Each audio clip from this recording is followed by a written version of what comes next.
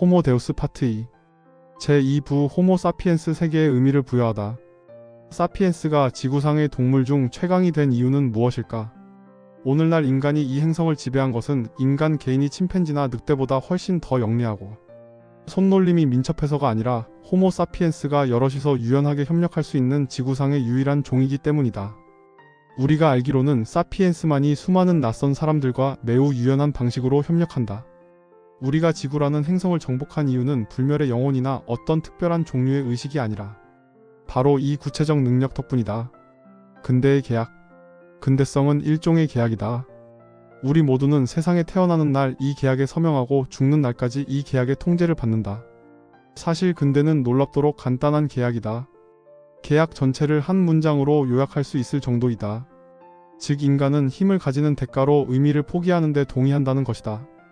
정근대 사람들은 힘을 포기하는 대가로 자신들의 삶이 의미를 얻는다고 믿었다. 전쟁터에서 용감하게 싸우고 적통의 왕을 지지하고 아침에 금지된 음식을 먹지 않고 옆집에 사는 이웃과 바람 피우지 않는 것은 그들에게 중요한 문제였다. 전쟁, 역병, 가뭄 같은 끔찍한 일이 일어나면 사람들은 이렇게 자위했다. 우리 모두는 신 또는 자연법칙이 짜놓은 장대한 우주국 안에서 하나의 역할을 맡고 있어. 근대 이후의 문화는 그런 장대한 우주적 계획 따위는 없다고 말한다.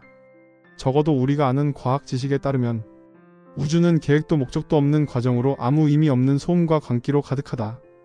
우리는 우주 속의 작은 점에 불과한 어느 행성에 아주 잠깐 머물다 가는 동안 활개치고 안달하다 사라져버릴 뿐이다.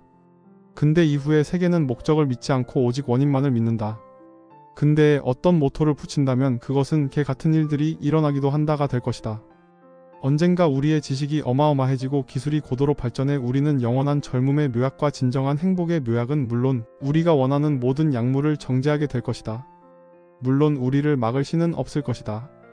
근대라는 계약은 이렇듯 인간에게 굉장한 유혹인 동시에 무지막지한 위협이다.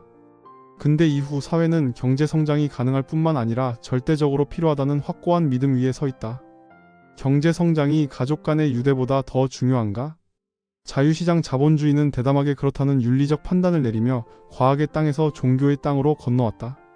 종교라는 딱지를 붙이면 대부분의 자본주의자들이 싫어하겠지만 적어도 종교의 영역에서 자본주의는 고개를 빳빳이 들어도 된다.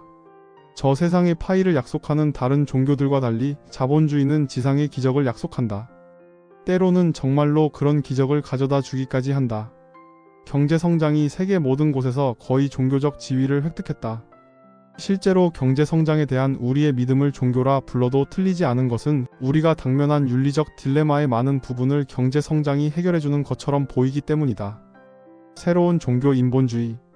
근대 계약은 우리가 힘을 얻는 대가로 의미를 포기하기를 기대한다. 인간이 이 서늘한 요구에 어떻게 대응했을까? 이 요구를 따랐다면 아마 우리는 윤리, 미학, 동정이 없는 암흑세계에 살고 있을 것이다. 하지만 지금 인류는 그 어느 때보다 막강할 뿐 아니라 그 어느 때보다 평화롭고 협력적이다. 인간은 어떻게 그렇게 할 수 있었을까? 어떻게 신, 천국, 지옥이 사라진 세계에서 도덕과 아름다움은 물론 동정까지도 살아남아 번성할 수 있었을까? 인류를 구원한 것은 수요 공급의 법칙이 아니라 새롭게 떠오른 혁명적 종교인 인본주의였다. 우주적 계획 같은 것은 없고 우리가 신의 법칙이나 자연 법칙을 믿지도 않는다면 도대체 무엇이 사회 붕괴를 막아주는 것일까? 무의미하고 무법적인 존재에게 해독제를 제공한 것은 인본주의였다. 인본주의는 지난 몇백 년 동안 세계를 정복한 혁명적인 새 교리이다. 인본주의라는 이 새로운 종교는 인류를 숭배하고 그리스도교와 이슬람교에서 신이 맡던 역할, 불교와 도교에서 자연법이 맡던 역할을 인류에게 요구한다. 과거에는 장대한 우주적 계획이 인간의 삶에 의미를 부여했다면 인본주의는 역할을 뒤집어 인간의 경험이 우주의 의미를 부여하도록 한다. 윤리학에서 인본주의의 모토는 좋게 느껴지면 해라이다. 정치학에서 인본주의는 유권자가 가장 잘 안다고 가르친다. 미학에서 인본주의는 아름다움은 보는 이의 눈에 달려있다고 말한다. 따라서 예술이라는 것도 정의 내리기 나름이다.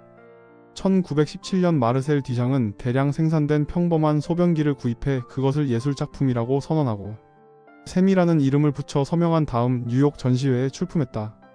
현대 인본주의 세계에서 듀샹의 작품은 예술의 중요한 이정표로 간주된다. 이러한 인본주의적 접근 방식은 경제 분야와 교육에도 심대한 영향을 미쳤다.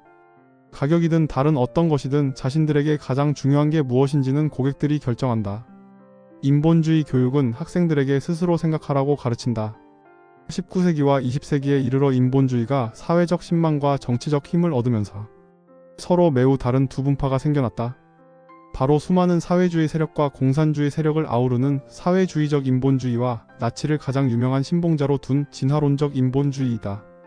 이 두 분파는 인간의 경험이 의미와 권위의 최종 원천이라는 데는 동의했다. 그리고 둘 다 초월적인 힘이나 신성한 경전을 믿지 않았다. 처음에는 자유주의적 인본주의, 사회주의적 인본주의, 진화론적 인본주의 사이의 차이가 하찮아 보였다. 하지만 인본주의가 세계를 정복하면서 이런 내부적 균열이 더 심해졌고 결국 역사상 가장 치명적인 종교전쟁으로 타올랐다. 열세였던 자유민주주의가 역사의 쓰레기통에서 기어나와 전열을 가다듬고 세계를 정복했다.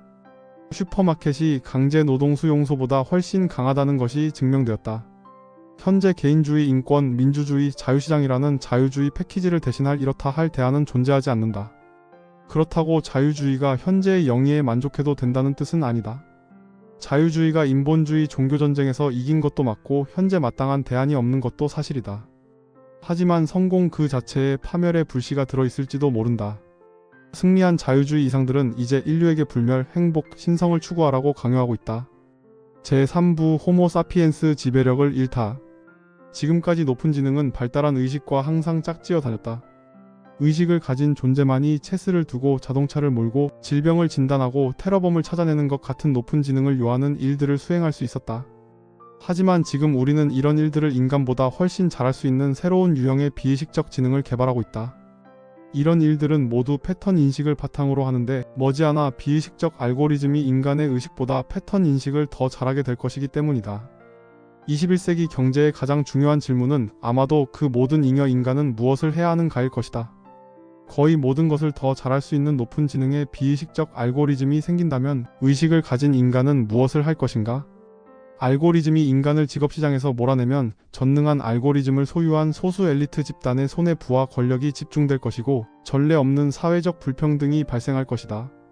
이런 부분들의 생각을 많이 해봐야 한다. 자유주의가 직면한 세 가지 실질적 위협은 첫째는 인간이 가치를 완전히 잃게 된다는 것이고 둘째는 인간이 집단으로서의 가치는 유지하더라도 개인은 권위를 잃고 외부 알고리즘의 관리를 받게 된다는 것이다. 시스템이 교양곡을 작곡하고 역사를 가르치고 컴퓨터 코드를 작성하려면 여전히 당신이 필요하겠지만 시스템은 우리보다 우리를 더 잘 알 것이고 그러므로 중요한 결정의 대부분을 우리 대신 내릴 것이다. 자유주의가 직면한 세 번째 위협은 일부 사람들은 업그레이드되어 필수 불가결한 동시에 해독 불가능한 존재로 남아 소규모 특권 집단을 이룰 거라는 점이다. 이런 초인간들은 전대미문의 능력과 전례 없는 창의성을 지닐 것이고 그런 힘을 이용해 세계적으로 중요한 대다수의 결정들을 계속 내릴 수 있을 것이다. 그들은 시스템의 유지 보수를 담당할 것이고 시스템은 그런 사람들을 이해하고 관리할 수 없을 것이다. 그러나 대부분의 사람들은 업그레이드 되지 않을 것이고 그 결과 컴퓨터 알고리즘과 새로운 초인간 양쪽의 지배를 받는 열등한 계급이 될 것이다. 과학의 발견과 기술 발전이 인류를 쓸모없는 대중과 소규모 엘리트 집단의 업그레이드된 초인간들로 나눈다면 혹은 모든 권한이 인간에게서 초지능을 지닌 알고리즘으로 넘어간다면 자유주의는 붕괴할 것이다. 이때 어떤 새로운 종교 또는 이념이 이 공백을 메우고 신과 같은 우리 후손들의 후속 진화를 이끌까? 이 공백을 메우는 신흥 기술 종교들을 크게 두 유형으로 나눌 수 있는데 기술 인본주의와 데이터 종교이다. 기술 인본주의는 우리가 아는 형태의 호모 사피엔스는 역사의 행로를 완주했으며 미래에는 할 일이 없다는 데 동의하지만 바로 그것 때문에 우리가 기술을 이용해 호모 데우스를 창조해야 한다는 결론을 내린다. 호모 데우스는 인간의 본질적 특징들은 그대로 보유하지만 육체적, 정신적으로 향상된 능력을 갖춘 덕분에 매우 정교한 비의식적 알고리즘들 앞에서도 당당히 자기 자리를 지킬 수 있을 것이다. 지능이 의식과 분리되고 있고 비의식적 지능이 무서운 속도로 발전하고 있으므로 인간이 이 게임에서 밀려나고 싶지 않다면 인간은 마음을 업그레이드하는 일에 적극적으로 나서야 할 것이다. 21세기의 기술 인본주의는 유전공학, 나노기술, 뇌와 컴퓨터를 연결하는 인터페이스의 도움으로 더 평화롭게 이 목표에 도달하려 한다. 그렇게 기술 인본주의는 인간의 마음을 업그레이드해 우리가 알지 못하는 경험과 의식 상태에 접근하려고 한다.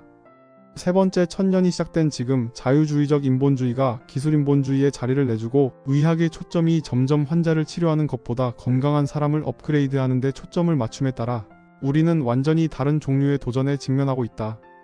의사들, 공학자들, 고객들은 더 이상 마음의 문제들을 고치는 것에 만족하지 않는다. 그들은 마음을 업그레이드 하려고 한다.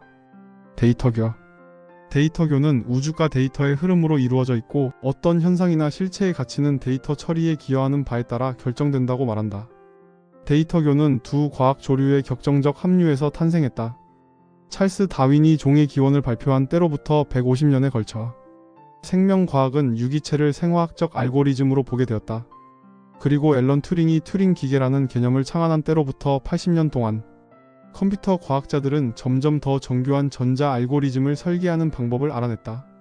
데이터교는 이 둘을 합치면서 정확히 똑같은 수학적 법칙들이 생화학적 알고리즘과 전자 알고리즘 모두에 적용된다고 지적한다. 데이터교는 그렇게 함으로써 동물과 기계의 장벽을 허물고 결국 전자 알고리즘이 생화학적 알고리즘을 해독해 그것을 뛰어넘을 것으로 본다. 데이터교는 두 모태 학문에 단단히 뿌리 내리고 있는데 바로 컴퓨터 과학과 생물학이다. 개별 유기체들만이 아니라 벌집, 박테리아 집단, 숲과 도시 같은 사회 전체가 데이터 처리 시스템으로 간주된다. 경제학자들도 점점 데이터 처리 시스템으로 경제학을 해석하는 추세이다. 정치과학자들도 인간의 정치 구조를 점점 데이터 처리 시스템으로 해석한다. 자본주의와 공산주의처럼 민주주의와 독재도 본질적으로는 정보를 수집하고 분석하는 경쟁 메커니즘이다. 독재는 중앙 집중식 처리 방법을 사용하는 반면 민주주의는 분산식 처리를 선호한다. 만일 데이터교가 세계를 정복한다면 우리 인간에게 무슨 일이 일어날까? 처음에는 인본주의의 과제들인 건강, 행복, 힘의 추구가 가속화될 것이다. 데이터교는 이런 인본주의의 목표를 달성하겠다고 약속하면서 널리 퍼져나갈 것이다. 우리가 불멸, 행복, 신 같은 창조 능력을 얻기 위해서는 막대한 양의 데이터를 처리할 필요가 있는데 그것은 인간의 뇌 용량을 벗어나는 일이다. 그러므로 결국 알고리즘들이 우리 대신 그 일을 할 것이다.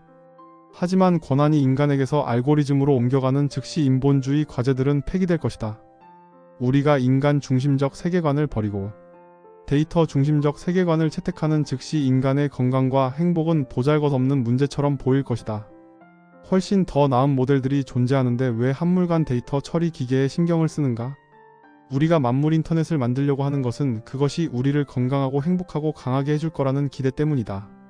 그런데 만물 인터넷이 실제로 운용되기 시작하면 우리는 엔지니어에서 칩으로 그런 다음에는 데이터로 전락할 것이고 결국 세차게 흐르는 강물에 빠진 흙덩이처럼 데이터 급류에 휩쓸려 흩어질 것이다. 떠오르는 인공지능과 생명공학은 분명 세계를 탈바꿈시킬 테지만 단 하나의 결정론적 결과가 예정되어 있는 것은 아니다. 이 책에서 제시한 모든 시나리오는 예언이라기보다는 가능성으로 받아들여달라고 저자는 얘기한다. 마지막으로 저자는 이 세 가지 질문을 오래 생각해달라고 요청한다. 1. 유기체는 단지 알고리즘이고 생명은 실제로 데이터 처리 과정에 불과할까? 2. 지능과 의식 중에 무엇이 더 가치 있을까? 3. 의식은 없지만 지능이 매우 높은 알고리즘이 우리보다 우리 자신을 더 잘 알게 되면 사회, 정치, 일상에 어떤 일이 일어날까? 사피엔스를 넘어서 신이 되려는 인간의 앞에 어떤 일들이 일어날 수 있는지 예측해보고 다각도로 생각해보게 만드는 책이다.